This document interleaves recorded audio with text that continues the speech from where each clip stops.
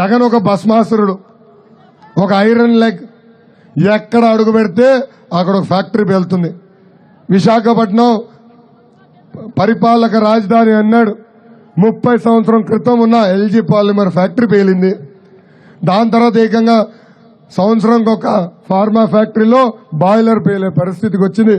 అందుకే ఆ భస్మాసురుడిని విశాఖపట్నం నుంచి ఎంత దూరం పెడితే విశాఖపట్నం అంత బాగుపడుతుందని ప్రజలందరినీ ఒక్కసారి ఆలోచించమంటున్నాం.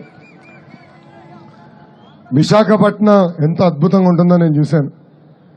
హైదరాబాద్కి ధీటుగా విశాఖపట్నాన్ని అభివృద్ధి చేసే బాధ్యత వ్యక్తిగతంగా నేను తీసుకుంటాను.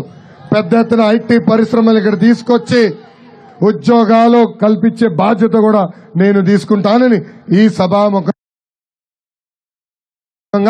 విశాఖ పశ్చిమ ప్రజలందరికీ నేను హామీ ఇస్తున్నా.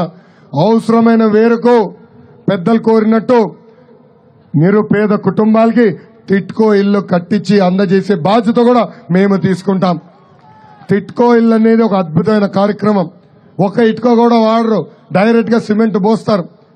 అంతేకాదు ఆ కమ్యూనిటీకి అంగన్వాడీ భవనం ఏర్పాటు చేస్తారు.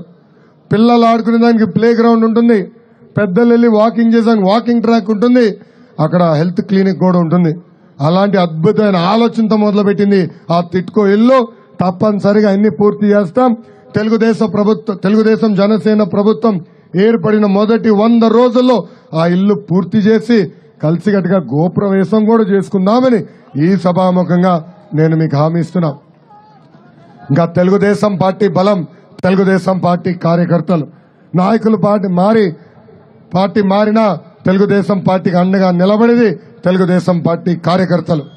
వైకాపా పార్టీ నాయకులకి కార్యకర్తలకి boom boom president medal Andhra gold కావాలేమో గానీ మన పార్టీకి మన అధ్యక్షులు ఒక్క పిలుపు చాలు. రా కదలి రా అంటే పరిగెత్తుకుంటూ వచ్చే కార్యకర్తలు ఒక తెలుగుదేశం పార్టీకే సొంతం.